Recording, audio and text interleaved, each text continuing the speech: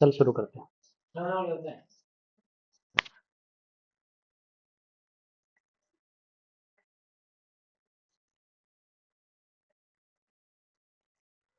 चलिए आज हम शुरू करते हैं धातु, अधातु और इनके प्रमुख यौगिक।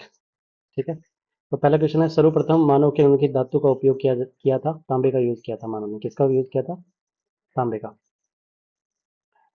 ठीक है। तो प्रकृति में तांबा मुक्त अवस्था तथा संयुक्त अवस्था दोनों में पाया जाता है। तांबा को उत्कृष्ट धातु कहा जाता है। ये एक संक्रमण तत्व है। आदि मानव द्वारा सबसे पहले तांबे का ही प्रयोग किया गया था। कौन सी धातु मुक्त अवस्था में पाई जाती है? तांबा। निम्नलिखित में कौन सा सदैव प्रकृति में सहज स्थिति में पाया जाता है? सोना। सोना जो होता है मुक्त अवस्था में पाई जाने वाली धातु है। इसका अयस्क है कोल्वेनाइट व सिल्वेनाइट। ये ध्यान रखिएगा, कोल्वेनाइट और सिल्वेनाइट। जबकि एल्यूमिनियम का प्रमुख अयस्क होता है बॉक्साइट, क्रायोलाइट, डायस्पोर, शीशा का गलना, सिरुसाइट, इंग्लेसाइट, मेडेलाइट आदि। ठीक है। सिडेराइट, हेमेटाइट, ये सब। प्रकृति में मुक्त अवस्था में पाई जाने वाली धातु कौन सी है? सोना। मोती रूप मुख्य रूप से बना होता है, कैल्शियम कार्बोनेट का बना होता है मोती। मोती एक कठोर पदार्थ है जो मुलायम ऊतकों वाले जीवों द्वारा पैदा किया जाता है। रासायनिक रूप से मोती सूक्ष्म क्रिस्टलीय रूप में कैल्शियम कार्बोनेट है जो जीवों द्वारा सेकेंडरी स्तरों में निक्षेपण करके बनाया जाता है। लोहा किससे उद्धारित किया जाता है? लोहा हेमेटाइट से उद्धारित किया जाता है। ठीक है। 18 कैरेट सोने में होता है लगभग 75% सोना होता है। इसमें आप मैथ की कैलकुलेशन निकाल भी सकते हो कि सोने तो 70 कैरेट में मापी जाती है। 24 कैरेट सोना शुद्ध माना जाता है। 18 कैरेट सोने में शुद्ध स्वर्ण प्रतिशत निकालने के लिए, क्योंकि हम आराम से निकाल सकते हैं कि भाई 24% 100% के बराबर है ना। तो हम आराम से निकाल सकते हैं कि 24% 100% के बराबर, तो हम 1% निकाल लेंगे। तो 1% 100 गए 24 आ जाएगा। अब या तो वो तुमको चाहे 22 कैरेट पूछे या तुमसे 18 कैरेट पूछे, बस उसको मल्टीप्लाई कर लेना। ठीक है, ये आ जाएगा। अगर ठीक है, तो निम्न में से कौन सा प्रदूषक प्रदूषण जो है इलेक्ट्रोप्लेटिंग उद्योग से निकलता है? वो है जस्ता। बॉक्साइट है इसका किसका? एल्यूमिनियम का। मुख्य धातु के एस कौन कौन से? देखो, एल्यूमिनियम बॉक्साइट और डायस्पर का मुख्य एस्क है। तांबा पायराइट का है। लोहा हेमेटाइट मैग्नेटाइट। मैग्नीज में पायरोलुसाइट।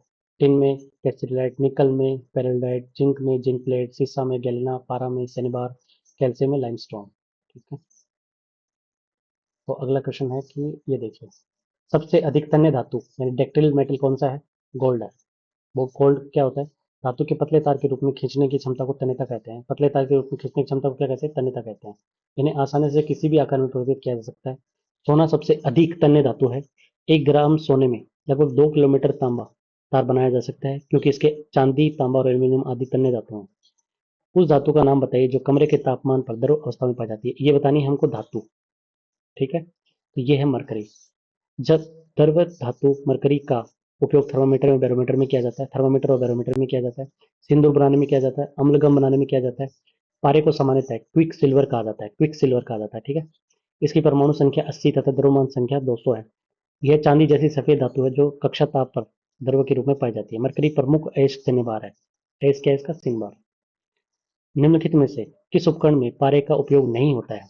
देखो, सोनोग्राफी में नहीं होता, स्पाइगोमीटर में होता है, बैरोमीटर में होता है, थर्मोमीटर, तीनों में होता है। ये ध्यान रखिएगा ना। कौन सी मिश्र धातु नहीं है? ये कौन सी नहीं है? मरकरी नहीं है। बाकी पीतल, कांसा, स्टेनलेस, ये सारा। पीतल तो किससे बनती है? पीतल तो याद रखना तांबा और जिंक से मिलकर बनी होती है। ठीक है। पीतल जब भी आए तो याद रखना पिताजी। पिताजी। ठीक है। तांबा और जिंक। पारा जो होता है धातु का मुख्य अयस्क है। तो ये पारा धातु का मुख्य अयस्क है। ये किसका अयस्क है? शनिवार का। निम्न में से निम्न में से कौन से तत्व मानक दाब एवं कमरे के ताप पर तरल अवस्था में रहते हैं? ये देखो, ये दो आएगा बी, ब्रोमाइन और मरकरी। ये दोनों किस है? तरल अवस्था में रहते हैं। ठीक है। निम्नलिखित में से कौन क्षारीय धातु नहीं है? ये देखो, क्षारीय धातु पारा नहीं है। ठीक है। लिथियम, सोडियम, पोटेशियम, तीनों क्या है? क्षारीय धातु है, पारा नहीं है। निम्नलिखित में से कौन सा अधातु कमरे के ताप पर द्रव अवस्था में रहता है? देखो, यहाँ पे बात कर रहा है अधातु की, पीछे बात कर रहा था धातु की। तो अधातु कौन सी है? ब्रोमीन। ब्रोमीन ही केवल ऐसा अधातु है जो द्रव अवस्था में पाया जाता है। ब्रोमीन आवर्त सारणी के सप्तम समूह का तत्व है जो सामान्य ताप पर केवल यही अधातु द्रवस्था में रहती है। ब्रोमीन रंग उद्योग और इस सब में होती है। ठीक है। अम्लगम मिश्रण होता है। अम्लगम मरकरी मरकरी का मिश्रण होता है। किसका मिश्रण होता है? मरकरी का मिश्रण होता है। ठीक है। उसके बाद देखो, जो मरकरी अन्य धातु के साथ क्रिया करके अम्लगम बनाती है, उदाहरण है डेंटल अम्लगम, है ना, और डेंटल अम्लगम हो गया, पोटेशियम अम्लगम हो गया, सोडियम अम्लगम हो गया, गोल्ड अम्लगम हो गया, एल्यूमिनियम अम्लगम हो गया इत्यादि। पारे का उपयोग अम्लगम थर्मामीटर और सिंदूर बनाने में किया जाता है। तो ये अम्लगम थर्मामीटर सिंदूर बनाने में किया जाता है। ठीक है, ये ध्यान रखिएगा, सिंदूर बनाने में पारे का उपयोग किया जाता है। ठीक है। खाद्य सामग्री को सुरक्षित करने के लिए प्रयुक्त एक अधातु है, वो है नाइट्रोजन। खाद्य सामग्री को सुरक्षित करने के लिए नाइट्रोजन का किया जाता है। कौन सी अधातु सांद्र नाइट्रिक अम्ल यानी एच NO3 के साथ अभिक्रिया करती है? वो करती है सल्फर। HNO3 के साथ क्रिया कौन करती है? सल्फर करती है। हेरोइन का रासायनिक सूत्र मॉर्फिन डाई एसिटेंट है। Morphine diacetate heroin. ठीक है, मॉर्फिन मॉर्फिन डाई एसिटेंट है हेरोइन। ठीक है। उसके बाद ये देखिए, कैलामिन किस धातु का, नहीं, हाँ हाँ, ये अगला देख लो। हेरोइन में मॉर्फिन भी होता है, जो मेडिकल क्षेत्र में पेन किलर दवा के रूप में काम में लिया जाता है। अफीम और एसिटिक मिलकर हेरोइन तैयार करते हैं, यानी अफीम मिलती है और एसिटिक मिलती है। इनका केमिकल फॉर्मूला होता है डाई एसिटिलिक। ठीक है। कैलामिन किस धातु का एस्क होता है? जस्ते का होता है। तो ये ध्यान रखिएगा, कैलामिन किसका एस्क होता है? जस्ते का। कैलामिन जस्ते का एस्क होता है ZnCO3, जिसमें जस्ते की मात्रा 54% होती है। इलेक्ट्रॉनिक विन्यास 3D10 और 40 होता है, तांबे का होता है। ठीक है। कॉपर का संभावित इलेक्ट्रॉनिक विन्यास होता है 3D9 और 4s2 होना चाहिए, जबकि इसका वास्तविक विन्यास विन्यास ये 3D4s1 होता है। ठीक है। हेमोग्लोबिन में धातु होती है, आयरन धातु होती है हेमोग्लोबिन में। हेम ग्रुप द्वारा हेमोग्लोबिन प्रोटीन में ऑक्सीजन ले जाती है। यह हेम ग्रुप एक जटिल धातु है। उसके साथ आयरन एक केंद्रीय धातु एटम होता है और मॉलिक्यूलर ऑक्सीजन को संयुक्त या मुक्त कर सकता है। निम्नलिखित में से सर्वाधिक क्रियाशील धातु कौन सी है? लिथियम। सबसे ज्यादा क्रियाशील धातु कौन सी है? लिथियम सबसे ज्यादा क्रियाशील है, ये ध्यान रखिएगा। तो क्रियाशीलता का क्रम अपने को थोड़ा सा पता होना चाहिए, तो अपनी कई चीजें आसान हो जाएंगी। ठीक है, ये मैं आगे बताऊंगा आपको। तांबा जस्ता चांदी की तुलना में लिथियम अधिक क्रियाशील है। ठीक है, लिथियम ज्यादा क्रियाशील है। दी गई धातुओं में दी गई धातुओं में किस धातु को गलाने से नहीं निकाला जा सकता? वो है एल्यूमिनियम। दी गई धातु में किस धातु को गलाने से निकाला नहीं जा सकता? वो है एल्यूमिनियम। ठीक है। अगला, निम्नलिखित में से कौन अधिक ताप पर ऑक्सीजन के साथ अभिक्रिया नहीं करता है? ये सिल्वर नहीं करता है, और एक सोना भी नहीं करेगा ना। सिल्वर एवं गोल्ड अत्यधिक अधिक ताप पर भी ऑक्सीजन के साथ अभिक्रिया नहीं करते हैं। कॉपर का दहन तो नहीं होता है, लेकिन गर्म करने पर कॉपर ऑक्साइड की काले रंग की परत चढ़ जाती है। ठीक है, कॉपर ऑक्साइड की काले रंग की परत चढ़ जाती है, ये ध्यान रखना। और ठीक है, सिल्वर और गोल्ड ये नहीं करते हैं, ऑक्सीजन के साथ क्रिया नहीं करते हैं। ठीक है। धातु जो ठंडे पानी से अभिक्रिया नहीं करता है, वो है मैग्नीशियम। मैग्नीशियम शीतल जल के साथ अभिक्रिया नहीं करता है, परंतु गर्म जल के साथ अभिक्रिया कर ये इंपॉर्टेंट क्वेश्चन है। देखो, मैग्नीशियम जो है ना, शीतल जल यानी ठंडे जल के साथ अभिक्रिया नहीं करता है, परंतु गर्म जल के साथ अभिक्रिया करता है। मैग्नीशियम हाइड्रोक्साइड एवं हाइड्रोजन गैस उत्पन्न करता है। ठीक है। लोहा, एल्यूमिनियम, जस्ता जैसी धातुएं ठंडे और गर्म जल से भी अभिक्रिया नहीं करती हैं। यानी कि लोहा, एल्यूमिनियम, जस्ता, ये तीनों धातुएं ऐसी हैं जो चाहे पानी ठंडा हो चाहे गर्म हो, इनके साथ क्रिया करती ही नहीं है, जबकि भाप के साथ अभिक्रिया करके धातु ऑक्साइड और हाइड्रोजन बनाती है। ठीक है, ये ध्यान रखना। तो याद रखना कि ठंडे पानी से अभिक्रिया नहीं करता है, मैग्नीशियम नहीं करता है। और लोहा, एल्यूमिनियम, जस्ता, ये जो होती है ना, ये तीनों के तीनों ठंडा हो चाहे गर्म हो, इसमें अभिक्रिया नहीं करती है। निम्नलिखित में से कौन सी धातु गर्म जल के साथ अभिक्रिया करती है और तैरना प्रारंभ कर देती है? वो है मैग्नीशियम। ये बहुत ही अच्छा क्वेश्चन है। ठीक है, कौन सी धातु गर्म जल के साथ अभिक्रिया करती है और तैरना प्रारंभ कर देती है? मैग्नीशियम। ठीक है। मैग्नीशियम जो होती है ना, वो धातु मिश्रण बनाने में मैग्नीशियम इम्पोर्टेंट। ये क्वेश्चन अच्छा है कि गर्म जल के साथ कौन अभिक्रिया करती है? ये मैग्नीशियम होती है, जबकि ठंडे जल में नहीं करती, वो मैग्नीशियम है। सोडियम, सीजियम और पोटेशियम ये सारे ठंडे जल में अभिक्रिया कर लेते हैं। ठीक है। अगला, निम्नलिखित में से कौन सी धातु एक चाकू द्वारा काटी जा सकती है? पोटेशियम। जिन धातुओं को स्टील के चाकू से आसानी से काटा जा सकता है, लिथियम, सोडियम और पोटेशियम, ये धातु हैं तीनों के तीनों। सोडियम, लिथियम और पोटेशियम आदि प्रमुख रूप से गिनी जा सकती हैं। निम्नलिखित में से कौन सा एक तत्व है रासायनिक रूप में धातु या धातु दोनों के समान कार्य करता है? वो है बोरॉन। ये अच्छा है। ठीक है, बोरॉन रासायनिक रूप में धातु या धातु दोनों के रूप में कार्य करता है। ऐसे पदार्थ जो धातु या धातु दोनों की तरह कार्य करते हैं उपधातु या अर्धधातु कहलाते हैं। इसकी संख्या बोरॉन, ठीक है, सिलिकॉन, जर्मेनियम, आर्सेनिक, एंटीमनी, पैलिडिन ये सब होते हैं। ठीक है। निम्नलिखित धातुओं में से कौन सी विशाल संख्या में स्वचालित वाहनों वाले नगर की वायु को प्रदूषित कर देती है? सीसा। देखो शीशा है टेट्रा एथिल लेड, ये याद रखना, TEL, टेट्रा एथिल लेड के रूप में वाहनों के धुओं से निकलता है। शीशा निकलता है वाहनों के धुएं से। जब इसकी मात्रा 0.2 ppm से अधिक होती है तो एनीमिया और किडनी के रोग होते हैं। एनीमिया और किडनी के रोग होते हैं। बच्चों में जब इसकी मात्रा 0.6 ppm हो जाती है तो इनका जीवन खतरे में पड़ जाता है शीशे का ना। इसके प्रदूषणकारी प्रभाव को देखते हुए शीशा रहित पेट्रोल के लिए कैटालिटिक कन्वर्टर लगाया जाता है। यह वाहन से निकलने वाले धुएं को हानि रहित उत्पाद में बदल देता है। शीशा मानव के लिए ही नहीं, कन्वर्टर के लिए भी सबसे बड़ा दुश्मन है। इसके लिए कन्वर्टर वाले वाहनों में शीशा रहित ईंधनों का उपयोग किया जाता है। ठीक है, शीशा TEL याद रखना, टेट्रा एथिल लेड होता है। पारा क्या होता है ये देखो, पारे में क्या है, पारा या अकेला धातु जो सामान्य ताप पर द्रव अवस्था में रहता है, ये अपने को पता है। फिर आयोडीन जो है ये एक चमकदार धातु है। ठीक है, सी जो है कठोरतम प्राकृतिक है धातु है। और ग्रेफाइट क्या है, धातु है जो विद्युत का चालक करती है। ठीक है, यानी हीरा और ग्रेफाइट ये दोनों धातु है, ये बात ध्यान रखना। क्लियर हो?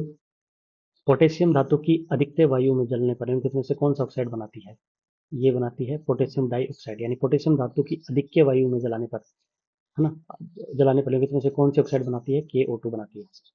निम्नलिखित में से किस यौगिक में ऑक्सीजन की, निम्नलिखित में से किस यौगिक में ऑक्सीकरण संख्या धनात्मक है। ठीक है, ऑक्सीकरण संख्या क्या है इसमें, धनात्मक है। तो इसमें ये वाला है, क्लियर दिख नहीं रहा होगा, OF2 है ये ना, OF2, ये ध्यान रखिएगा। तो इसकी ठीक, चूहों में विष का रासायनिक नाम क्या होता है, जिंक फॉस्फेट। चूहों के विष का रासायनिक नाम क्या होता है, जिंक फॉस्फेट। चूहों के विष का रासायनिक नाम होता है जिंक फॉस्फाइड। ठीक है, इसे चूहे के खाद्य पदार्थ में मिलाने देने से इसमें उपस्थित फॉस्फाइड चूहों के पाचन तंत्र में उपस्थित अम्ल से क्रिया करके फॉस्फाइड होता है, जहरी फॉस्फीन गैस बनाते हैं, फॉस्फीन गैस बनाते हैं, यानी फॉस्फाइड बनाता है फॉस्फीन गैस, अम्ल से क्रिया कर लेता है। ठीक, फोटोग्राफी फिल्म पर सुग्राही पायस यानी इमल्सन तैयार करने में निम्नलिखित में से किस हैलाइड का प्रयोग किया जाता है, सिल्वर ब्रोमाइड का किया जाता है। ठीक है, फोटोग्राफी फिल्म का सुग्राही पायस तैयार करने के लिए सिल्वर ब्रोमाइड का प्रयोग किया जाता है क्योंकि इसमें हाइपो सॉल्यूशन में विलय होता है जिससे फिल्म पारदर्शी होती है। निम्नलिखित में वह धातु कौन सी है जो पानी पानी को अत्यधिक प्रदूषित करती है, वो है आर्सेनिक धातु। यौगिक अवस्था में आर्सेनिक पृथ्वी पर अनेक स्थानों पर पाया जाता है। जल के अत्यधिक प्रदूषण के लिए आर्सेनिक ही उत्तरदायित्व होता है। उच्च तापमान की सहायता के लिए अंतरिक्ष यान में निम्नलिखित में से किस धातु का प्रयोग किया जाता है, टाइटेनियम का। अतिरिक्त धातु मजबूत गलनांक, देखो टाइटेनिक धातु है ना वो अधिक बहुत ज़्यादा मजबूत होती है, संरक्षण प्रतिरोध होता है, इसका घनत्व कम होने के कारण अंतरिक्ष यान के निर्माण में प्रयोग की जाती है। और भविष्य की धातु भी इसी को कहा जाता है, ये ध्यान रखिए, बहुत इंपॉर्टेंट है। घंटिया और सितार, वायलिन जैसे वाद्य यंत्र की तार बनाने के लिए धातु के किस गुण का उपयोग किया जाता है, अनुनाद का। निम्नलिखित में सर्वाधिक कठोर धातु कौन सी है, टंगस्टन। देखो फ्रेडरिक मोह ने पदार्थों की कठोरता निर्धारण के लिए एक पैमाना तैयार किया जिससे मोह स्केल कहा गया। इसको क्या कहा गया, मोह स्केल कहा गया। अब इसमें क्या है कि सोना जो है उसकी कठोरता 2.5 से 3 है। ठीक है, लोहा की 4 है, प्लेटिनम की 4 से 4.5 है, टंगस्टन की 7.5 से 8 है, हीरा की 10 है। यानी कि ये क्रम ये ध्यान रखना, ये प्लेटिनम टंगस्टन और ये तीनों का क्रम थोड़ा सा ध्यान रखना पीछे से। तांबा कॉपर का रासायनिक प्रतीक क्या है, ये तो सीधा सा क्वेश्चन है ये सर।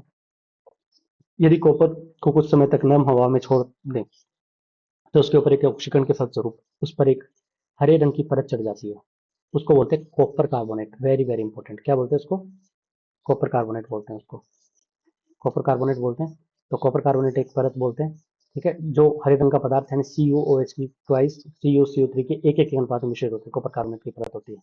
यदि किसी व्यक्ति को बंदूक की गोली लगने पर उसके शरीर से गोली सभी गोलियां नहीं निकाली जाती तो निम्नलिखित में से किसके कारण उसके शरीर में जहर फैल सकता है, शीशे के कारण। ठीक है, यदि किसी व्यक्ति को बंदूक की गोली लगने पर उसके शरीर से सभी गोलियां नहीं निकाली जाती तो शीशा की उपस्थिति के कारण उसके शरीर में जहर फैल सकता है। बर्तन बनाने में प्रयुक्त जर्मन सिल्वर एक मिश्र धातु एलॉय है।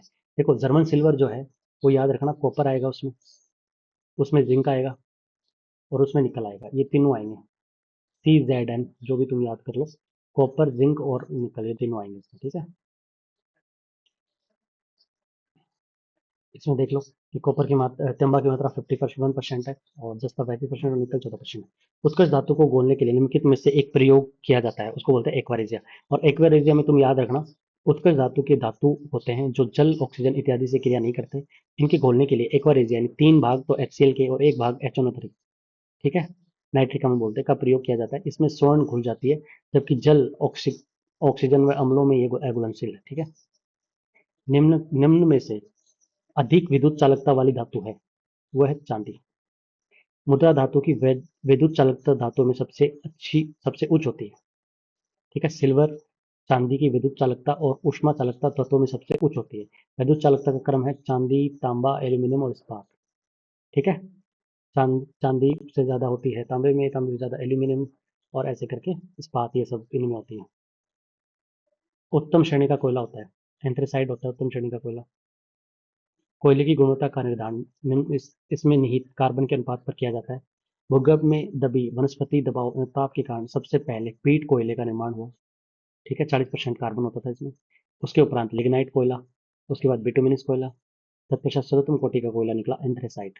इसमें 89 to 95% तक कार्बन का निर्माण होता है। लिग्नाइट को भूरा कोयला भी कहा जाता है। क्या कहा जाता है? भूरा कोयला। समुद्र के समुद्र के पानी में कौन सी धातु निकाली जाती है? मैग्नीशियम। मैग्नीशियम को डाव विधि द्वारा समुद्र के लवण द्वारा निष्कासित किया जाता है। इसका उपयोग इलेक्ट्रॉन 95% और मैग्नीशियम बनाने में किया जाता है। कौन सी लो एस की किस्म है? वो है हेमेटाइट। लो एस में लो प्रतिशत hematite 70%, magnetite magnetite 72%, limonite 50-60%, siderite 48%। निम्न में से कौन सी धातु सबसे ज्यादा अभिक्रियाशील है? तो देखो, अभिक्रियाशीलता का क्रम ये बहुत इंपॉर्टेंट है। आप कुछ याद करो ना करो, ये क्रम तो आपको याद रखना है। Potassium, sodium, magnesium, zinc, lead और कॉपर। तो potassium, sodium, magnesium, zinc, lead, copper, silver, gold. ठीक है।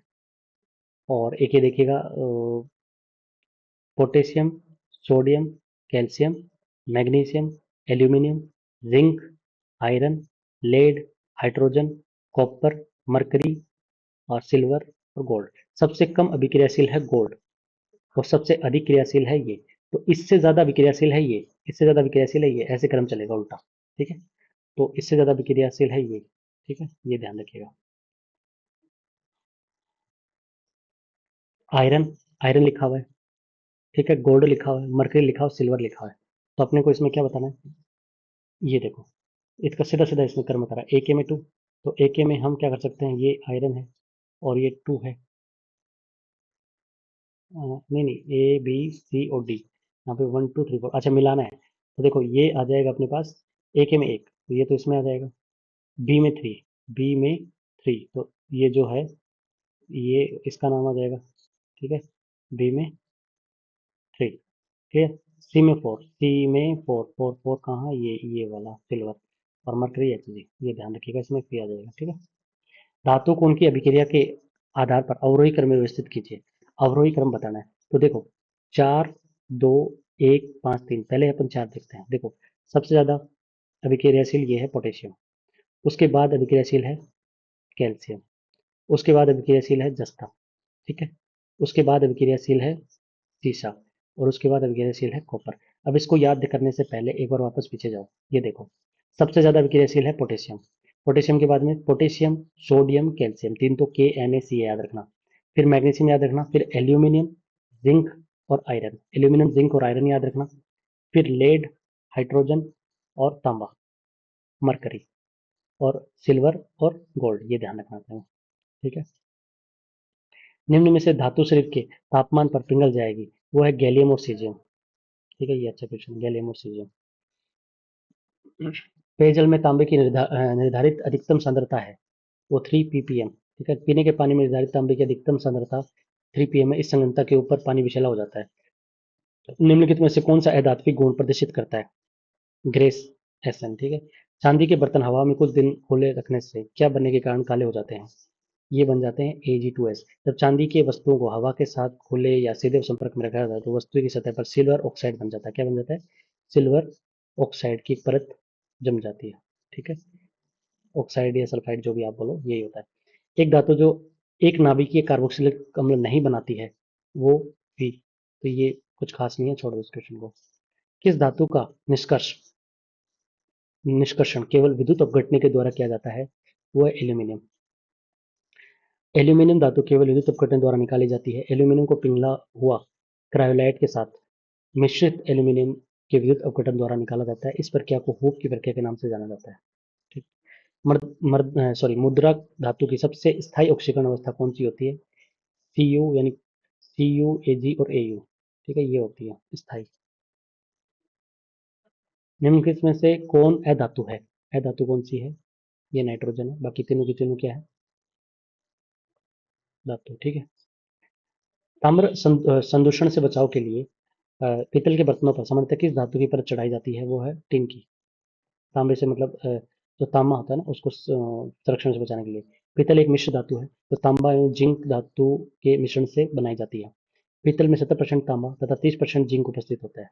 पीतल के बर्तनों में संदूषण से बचाने के लिए उन पर टीन की धातु की परत लगाई जाती है। पीतल के बर्तनों पर टीन की धातु की परत लगाई जाती है। टीन एक रासायनिक सूत्र है जिसे रंगा भंग भी कहा जाता है। ठीक है। भारत में प्रचुर मात्रा में पाया जाने वाला अयस्क कौन सा है? मोनोजाइट। मोनोजाइट जो है एक लाल खाकी रंग का फास्फेट अयस्क होता है। क्या होता है? लाल खाकी रंग का फास्फेट अयस्क होता है, जिसमें दुर्लभ मृदा मृदा तत्व पाए जाते हैं। ये अक्सर छोटे क्रिस्टलों में पाया जाता है, जो किसी रेत, मिट्टी या अन्य पत्थरों के बीच बिखरे हुए मोनोजाइट, थोरियम, लैंथम और सीजियम तत्वों में उपलब्ध करने के लिए महत्वपूर्ण खनिज है। इसमें कुछ मात्रा में यूरेनियम भी मौजूद होता है। थोरियम और यूरेनियम बहुत रेडियोधर्मी है और इनके अल्फा 6 मोनोजाइट में हीलियम गैस भी पैदा हो जाती है, जो मोनोजाइट को गर्म करके निकाली जा सकती है। मोनोजाइट युक्त भारत, मेडागास्कर व दक्षिण अफ्रीका में बहुत मात्रा में पाया जाता है। अमोनिया का रासायनिक सूत्र क्या है? NH3। अमोनिया एक तीक्ष्ण गंध वाली रंगीन गैस होती है। ये हवा से हल्की होती है तथा इसका वाष्प घनत्व 8.5 होता है। ये जल में अति विलय होती है। नाभिकीय ऊर्जा की दृष्टि से महत्वपूर्ण निम्न धातुओं में भारत में कौन सी धातु बहुतायत से मिलती है? वो है थोरियम। थोराइट ठीक ठाक मिलता है थोरियम। थोरियम एक रेडियो सक्रिय धातु है, ये ध्यान रखना है। आणविक खनिज है। नाभिकीय ऊर्जा की दृष्टि से महत्वपूर्ण थोरियम धातु भारत में बहुतायत पाई जाती है। थोरियम का निष्कर्ष मुख्यतः मोनोजाइट अयस्क में से किया जाता है, तो मोनोजाइट अयस्क के पीछे पड़ चुके हैं। थोरियम भूरे रंग की धातु होती है। भारत में लगभग 4.5 लाख टन थोरियम के भंडार हैं। ये केवल झारखंड और इधर मिलते हैं। भारत के दक्षिणी एवं पूर्वी तटीय क्षेत्रों में मोनोजाइट रेत के रूप में थोरियम के प्रचुर भंडार हैं। इसका उपयोग परमाणु ऊर्जा में उत्पादन, कार्बनिक रासायनिक में उत्प्रेरित रूप में आदि में किया जाता है। थोरियम की खोज 1828 में स्वीडिश रसायन विज्ञानी जॉन जैकब बर्जलेस ने करी थी। निम्न में से कौन सी धातु अधिकतम बहुलता से मिलती है? एल्यूमिनियम।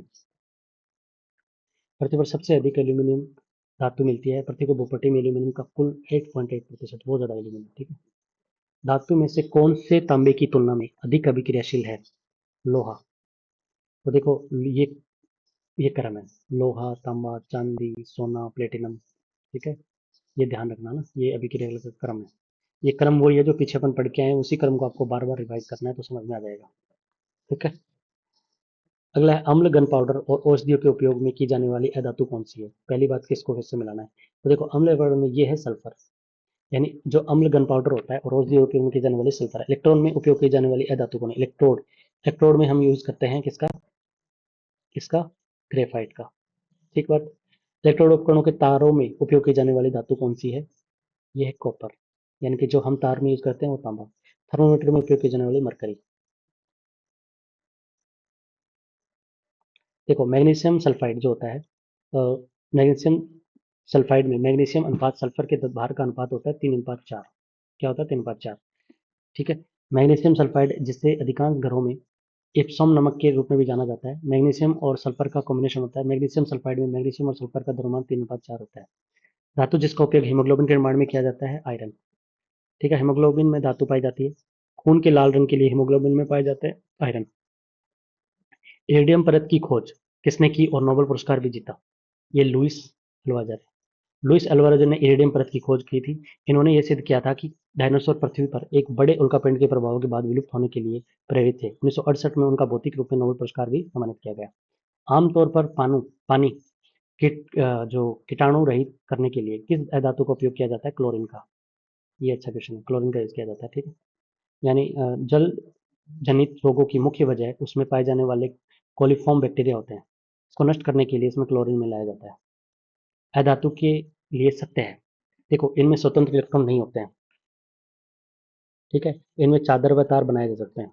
अधातु से स्वतंत्र इलेक्ट्रॉन नहीं होते हैं, इनमें चादर व तार बनाए सकते हैं। ये दोनों ही बात वेरी वेरी इंपॉर्टेंट है। ठीक है। अब अधातु देखो, अधातु ना तो अघातवर्धक होते हैं। ठीक है। बहुत इंपॉर्टेंट है, ये बात ध्यान रखना। ना ही तन्ने होते हैं, ठीक है। ग्रेफाइट के अलावा सभी अधातुएं ऊष्मा एवं विद्युत की कुचालक होती हैं, ठीक है। ये बात ध्यान रखना कि ग्रेफाइट के अलावा सभी धातुएं विद्युत की ऊष्मा कुचालक होती हैं। ग्रेफाइट विद्युत का चालक होता है। अधातुएं विद्युत ऋणात्मक तत्व होती हैं, विद्युत ऋणात्मक तत्व होती हैं, ये बात भी ध्यान रखना, ठीक है। देखो, अघातवर्धक नहीं होते हैं, तन्यता भी नहीं होती है, ठीक है। अधातुएं ऊष्मा विद्युत की कुचालक होती हैं ग्रेफाइट के अलावा, और विद्युत ऋणात्मक तत्व होती हैं क्योंकि इनमें धातु के साथ अभिक्रिया में इलेक्ट्रॉन ग्रहण कर ऋण आवेशित आयन बनाती हैं, ठीक है। क्योंकि धातु के साथ अभिक्रिया में इलेक्ट्रॉन ग्रहण करती हैं, ठीक है।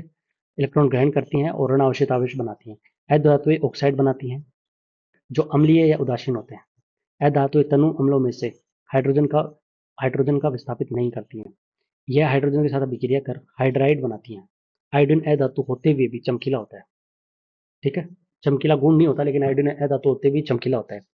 Carbon, sulphur, iodine, oxygen, hydrogen, chlorine, helium, phosphorus आदि अधातुओं के कुछ उदाहरण हैं। ब्रोमीन ऐसी अधातु है जो द्रव होती है। इसके अलावा सारी अधातुएं या तो कठोर ठोस होती हैं या फिर गैस होती हैं, ठीक है। ब्रोमीन ऐसी अधातु है जो द्रव होती है। इसके अलावा सारी अधातुएं या तो ठोस होती हैं या फिर गैस होती हैं। कार्बन ऐसी अधातु है जो विभिन्न रूपों में विद्यमान रहती है, ठीक है। ये पूरी की पूरी बातें ध्यान रखना कि विद्युत ऋणात्मक तत्व होती हैं, यानी कि ये अभिक्रिया के इलेक्ट्रॉन ग्रहण कर ऋण अवशोषित आयन बनाती है। ये बात है ना, ये बहुत इंपॉर्टेंट बात है, ठीक है। अधातुएं होती हैं, ये इलेक्ट्रोनेगेटिव होती हैं, ऋण विद्युतीय होती हैं, ठीक है। कौन सा कथन असत्य है? पारा एक ऐसी धातु है जो कमरे के तापमान पर द्रव अवस्था में पाया जाता है, ठीक है। ये ठीक बात है। ग्रेफाइट एक ऐसी धातु है जो विद्युत की कुचालक होती है, ये बात गलत है, ये तो हम पीछे पढ़ के आए। सोडियम और पोटेशियम नरम धातुएं हैं और इन्हें आसानी से काटा जा सकता है, ठीक है। सोडियम, पोटेशियम, ठीक है। आयोडीन एक अधातु है जो, लेकिन ये चमकीली होती है। अधातु है, चमकीली भी होती है। ये बहुत इंपॉर्टेंट क्वेश्चन है, तो ये ध्यान रखिएगा। अधातु के संदर्भ में गलत कथन बताना अपने को, ठीक है। अधातु का उपयोग जल शोधन की प्रक्रिया में किया जाता है, ठीक बात। अधातु ऊष्मा और विद्युत की सुचालक होती नहीं। अधातु विद्युत और ऊष्मा की सुचालक नहीं होती, ग्रेफाइट को छोड़ के ये सुचालक नहीं होती हैं। अधातु का उपयोग पटाखों में किया जाता है, ठीक बात। अधातु का उपयोग उर्वरकों में किया जाता है, ठीक बात। निम्न में से कौन सा तत्व अधातु है? तो देखो, अधातु अपने पास है सल्फर, लिथियम, सोडियम, आयरन, ये धातु हैं। वे तत्व जो इलेक्ट्रॉन प्राप्त करके ऋणायन बनाते हैं कहलाते हैं अधातु।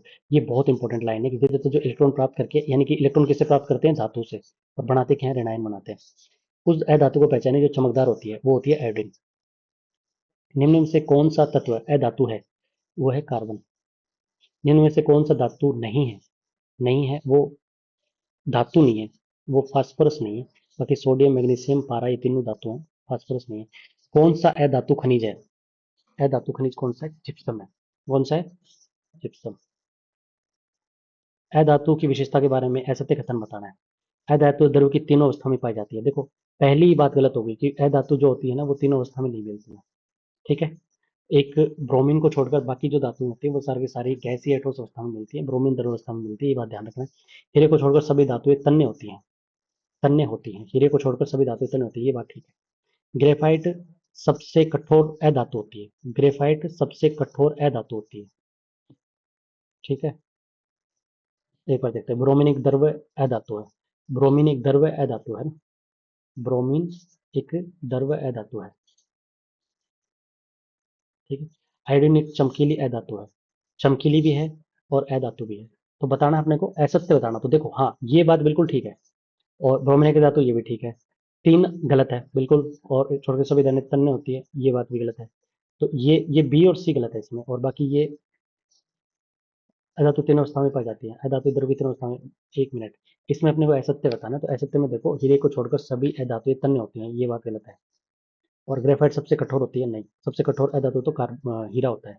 ब्रोमीन एक द्रव्य होती है, आयोडीन होती है, तो इसमें बी और डी आएगा। तो ये क्वेश्चन बहुत ही प्यारा था, और इसको ध्यान से समझिएगा कि अधातुएं द्रव्य की तीनों अवस्था में पाई जाती हैं, ठीक है। हीरे को छोड़कर सभी अधातुएं तन्य होती हैं, बिल्कुल गलत बात है। ग्रेफाइट सबसे कठोर होती है, बिल्कुल गलत है। ब्रोमीन एक अधातु है, बिल्कुल। आयोडीन एक चमकीली अधातु है, बिल्कुल ठीक बात है।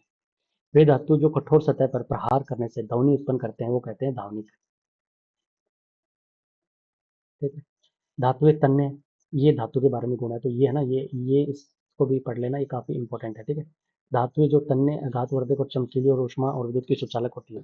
पारद के अलावा सभी धातुएं कमरे के ताप पर ठोस होती हैं। पारा की बात कर रहा है ये।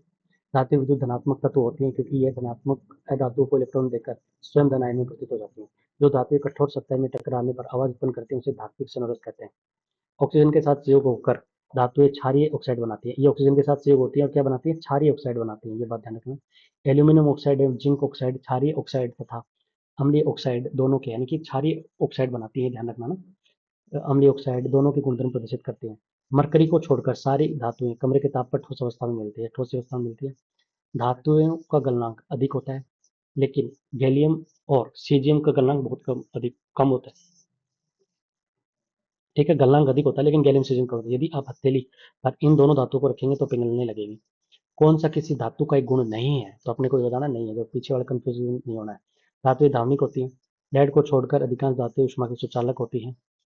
ठीक है ना। और अधिकांश धातुएं आघातवर्धनीय होती हैं। ठीक है, सही है। अधिकांश धातुओं के गलनांक कम होते हैं। नहीं, गलनांक बहुत उच्च होते हैं। छोड़ के एक धातु के गलनांक बहुत कम है, वो है गैलियम और सीजियम में। दो, गैलियम और सीजियम, इनके गलनांक जो है बहुत ही कम है। बाकी जो धातु का गुण ही क्या होता है, वो बहुत ही ज़्यादा बहुत ज़्यादा होता है। ये ध्यान रखिएगा। क्लियर हुई बातें? अब इसको दोबारा 2-3 बार पढ़ोगे तो आपको क्लियर हो जाएंगे। निम्नलिखित में से कौन सी धातु जिस इसके निम्न गलनांक के कारण हथेली पर रखने पर पिघल जाती है, वो है गैलियम। गैलियम और सीजियम। निम्नलिखित में से कौन सा सत्य नहीं है? सत्य नहीं है बताना अपने को। पहला, लगभग सभी धातु ऑक्सीजन से अभिक्रिया करके धातु ऑक्साइड बनाती हैं। ठीक है। अधिकतर धातु के ऑक्साइड जल में घुलनशील होते हैं। ये बात गलत है। धातु जल से विक्रिया करती है और धातु के ऑक्साइड और हाइड्रोजन गैस उत्पन्न करती है। बिल्कुल ठीक है। धातु के ऑक्साइड प्रकृति में क्षारीय होते हैं। ये बात भी ठीक है। ठीक है, धातु अधिकतर धातु ऑक्साइडों के साथ जल में घुलनशील होती है। नहीं, ये बात गलत है। अगला है, निम्नलिखित में से कौन सी धातु का गुण नहीं है? देखो, चमक चमकहीन बोल रहा है ये, तो पहला ही गलत हो गया। वो तो चमकदार होती है, भावनिक होती है, तन्यता होती है, घातवर्धक होती है। ठीक है। धातु के कौन से गुणधर्म के प्रयोग से घंटियां तथा संगीत वाद्य यंत्र की तारें बनाई जाती हैं? वह है ध्वनिवाता, सोनोरिटी। ठीक है। अगला है, धातु के संदर्भ में उस कथन का चयन कीजिए जो सही नहीं है, बताना अपने को।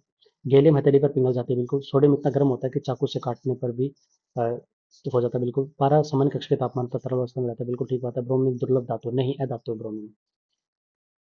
ठीक है, तो आंसर आएगा ये। एक नरम धातु जो चाकू से आसानी से काटा जा सकता है, सोडियम। ठीक है। तीन धातुएं हैं, लिथियम, सोडियम और पोटेशियम। इतनी मुलायम होती है कि इनको चाकू से आसानी से काटा जा सकता है। इनका घनत्व और गलनांक बहुत ही कम होता है। निम्नलिखित में से कौन सी धातु चाकू से सरलतापूर्वक काटी जा सकती है? लिथियम। क्वार्टराइज एक धातु है जो कि ऑक्सीजन से मिलकर बना होता है, सिलिकॉन। ठीक है। अपनी मूल अवस्था में ना मिलने वाला धातु, लोहा। गोल्ड, सिल्वर, प्लेटिनम और कॉपर स्वतंत्र अवस्था में पाए जाते हैं।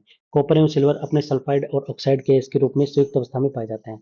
कुछ धातु जैसे लोहे के सतह संरक्षित हो जाती हैं जब उन्हें लंबे समय तक अनावृत खोला जाता है तो आर्द्र वायु में आ जाती हैं। कौन से लोह को आयरन कार्बोनेट के रूप में जाना जाता है? सिडराइट को। ठीक है। आयरन कार्बोनेट के रूप में किसको जाना जाता है? Argon carbonate. ये इंपॉर्टेंट क्वेश्चन है। आयरन कार्बोनेट के रूप में सिडराइट को जाना जाता है।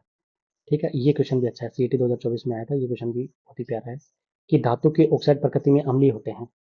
ठीक है, ये बात गलत है। धातु अधातु के ऑक्साइड प्रकृति में क्षारीय होते हैं। ये भी गलत है।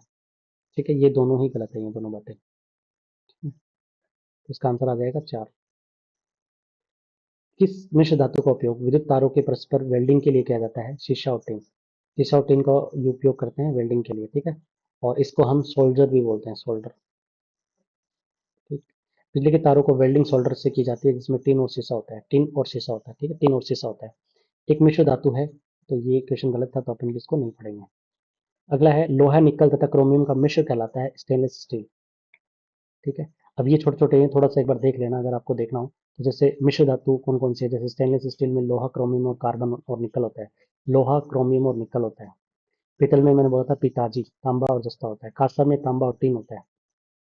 ठीक है। जर्मन सिल्वर में एक कॉपर होगा, कॉपर के बाद में एक जिंक होगा और निकल होगा। फ्यूज तार में होता है सीसा और टीन। सीसा और टीन फ्यूज तार में होता है। फ्यूज तार में सीसा और टीन होता है।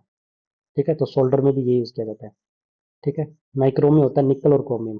निकल और क्रोमियम, ये भी अच्छा शब्द है। निकल और क्रोमियम माइक्रो में होता है। ठीक है। सोल्डर में सीसा और टीन, ये मैंने बता दिया। सीसा और टीन इसी में यूज किया था, फ्यूज तार में भी सेम यूज किया जाता है। ठीक है। और ड्यूरेलियम, एल्यूमिनियम, मैग्नीशियम, तांबा, मैग्नीशियम का काम का नहीं है। गन गन मेटल होता है तांबा, टिन और जस्ता। तांबा, टिन और जस्ता में गन मेटल होता है।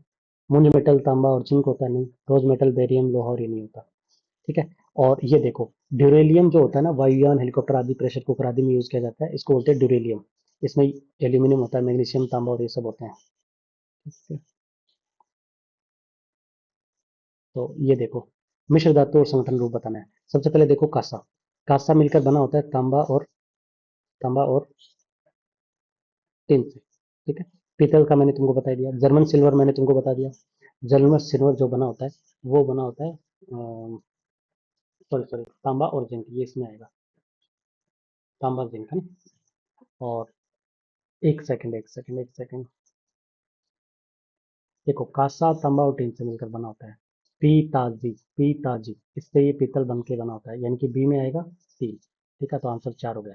जर्मन सिल्वर बना होता है, ये ए में, ये है तांबा, टिन, जिंक और निकल, ये इससे मिलकर बना होता है। समझ में आई बात? अब इसकी अगर आपको नहीं समझ में आ रही तो एक बार मैं दोबारा इसको समझाने का कोशिश करूंगा आपको कि ये क्या कहना चाह रहा है। ठीक है। ये देखो, इसको इसको ऐसे समझो आप। इसको आप ऐसे समझो, 1 मिनट। हाँ, ये देखो, इसमें क्या है, कांसा। कांसा को आप याद करेंगे तांबा और टिन से। पीतल को पीताजी, पीतल और तांबा और जिंक। ठीक है। जर्मन सिल्वर को तांबा, जिंक और निकल। और टाइप धातु को सीसा, एंटीमनी और टिन। ठीक है। सीसा, एंटीमनी और टिन, ये मॉडर्न धातु यूज की जाती है इसमें। तो इसका इस हिसाब से इसका आंसर क्या हो जाएगा, डी। एक मिश्र धातु है, तो मिश्र धातु है जर्मन सिल्वर। ठीक है। पीतल निम्न मिश्र धातु से मिलकर बनती है, तांबा और जिंक से। पीतल एक मिश्र धातु है, ये अपन पढ़ ली। कौन सी मिश्र धातु नहीं है, ये पारा नहीं है, बाकी कांसा और ये। कांसा किससे मिलकर बना होता है, कांसा मिलकर होता है तांबा और टिन से। तांबा और टिन से, तांबा और टिन से। ठीक है। कांसे की मूर्ति में ज्यादातर होता है क्या, तांबा और ठीक है, कॉपर और टिन। किस मिश्र धातु में एक है धातु इसके एक घटक के रूप में होती है, स्टील। ठीक है। अगला, निम्नलिखित में से कौन सी मिश्र धातु नहीं है, कौन सी मिश्र धातु नहीं है। तो देखो, स्टेनलेस स्टील भी है, कांसा भी है, पीतल भी है ना, ये तीनों के तीनों है। क्लियर हुई? स्टेनलेस स्टील को लोहे में निम्न को मिलाकर बनाया जाता है। तो देखो, इसमें मिलाया जाता है कार्बन, इसमें मिलाया जाता है निकल, मैग्नीशियम। ठीक है, ये इसमें मैग्नीशियम नहीं मिलाया जाता। तो इसमें मिलाया जाता है, देखो, निकल या क्रोमियम और मैग्नीज और कार्बन। ये मिलाकर बहुत इंपॉर्टेंट क्वेश्चन होता है स्टेनलेस स्टील में। निकल भी मिलाया जाता है, मैग्नीज भी मिलाया जाता है, कार्बन भी मिलाया जाता है ना। निकल, मैग्नीज और कार्बन तीनों मिलाए जाते हैं ना। ये बहुत इंपॉर्टेंट क्वेश्चन है, ध्यान रखिएगा। स्टेनलेस स्टील जो है ना। अब देखो, स्टेनलेस स्टील जो है, ये देखो, ये मिलती है मिश्र धातु में। ठीक है। स्वर्ण जो है, यानी कि जो गोल्ड है, ये बनेगा हमारा, स्वर्ण जो है वो गोल्ड किसमें है, एक एक्रिय एक्रिय धातु है। सल्फर जो है वो अधातु है। और मैग्नीशियम धातु है। ठीक है, ये बात ध्यान रखिएगा। स्टेनलेस मिश्र है, स्वर्ण एक्रिय है, सल्फर है अधातु, और मैग्नीशियम धातु। 3 तत्व हैं। ए बी सी को इलेक्ट्रॉनिक विन्यास A2, ये 3 है। इसको आप, बी एक धातु है और सी एक धातु है। यानी ए बी सी के इलेक्ट्रॉनिक विन्यास क्रम में से A2, B2, 287, C282 है, यानी कि कौन सा कथन सत्य है, ये ध्यान दें। इसका मेरे को कुछ खास आइडिया है नहीं, तो उसको छोड़ दो। एक अधातु के क्रिस्टल धनीय जालक के रूप में एकक कोष्ठिका का जालक नियतांक 2.8 ए है तथा धातु का घनत्व 7.2 जी सी, मतलब 100 ग्राम धातु में एक ही कोष्ठिका की संख्या क्या होगी, 6 गुणा 10 की पावर 23। सुमेलित करना है अपना। अगला देखो, लोहे पर जिंक की परत चढ़ाना, गर्म करने पर ठोस का द्रव में बदलना, ठंडा करने पर गैस का द्रव में बदलना, गर्म करने पर द्रव का बदलना। तो देखो, लोहे पर जिंक की परत चढ़ाना, इसको कहते हैं अपन क्या, यश तेलेपन। ठीक है। अगला, गर्म करने पर ठोस का द्रव में बदलना, गलन। गर्म करने पर ठोस का द्रव में बदलना गलन कहलाता है। और ठंडा करने पर गैस का द्रव में बदलना, ये क्या कहलाता है, संघनन कहलाता है। और गर्म करने पर द्रव का गैस में बदलना, ये वाष्पीकरण, यानी कि द्रव का वाष्पीकरण, ये हो गया वाष्पीकरण हो गया। ठीक है। सोडियम धातु में भंडारित होती है, केरोसिन, केरोसिन में भंडारित की जाती है। ठीक है। सोडियम धातु को मिट्टी के तेल में संग्रहित किया जाता है क्योंकि ये अत्यधिक प्रतिक्रिया होती है। ठीक है, ये बात बिल्कुल ठीक है, क्योंकि इसको मिट्टी के तेल में संग्रहित किया जाता है, क्योंकि अगर पानी में रख देंगे तो अपनी क्रिया ज़्यादा दिखा देगी, इसलिए इसको किया जाता है, ये सही है। सोडियम धातु नाइट्रोजन से प्रबलता से अधिक होती है। ठीक है। सोडियम धातु नाइट्रोजन से प्रबलता से प्रतिक्रिया करती है, नहीं, ये गलत है। तो इसमें आ जाएगा सी। देखो, लश्चर, और डेक्टाइल आघातवर्धता और सोनेरस, इनका अर्थ बताना है। तो देखो इसको चमक, इसका हो गया धोती का चमक चमक। बी में हो गया फोर, यानी कि डेक्टाइल क्या होता है, खींचने पर तार का रूप लेना, ठीक है। फिर सै में हो गया पीट कर पतली चादर के रूप में बढ़ा देना, और सोनरस से टकराने पर उत्पन्न करना। धन्यवाद। ये तो टॉपिक कंप्लीट हो चुका है, और अगर आपको ये वीडियो पसंद आए तो लाइक और सब्सक्राइब जरूर करें, जिससे मेरे को एक मोटिवेशन मिलता है आगे करने के लिए। धन्यवाद।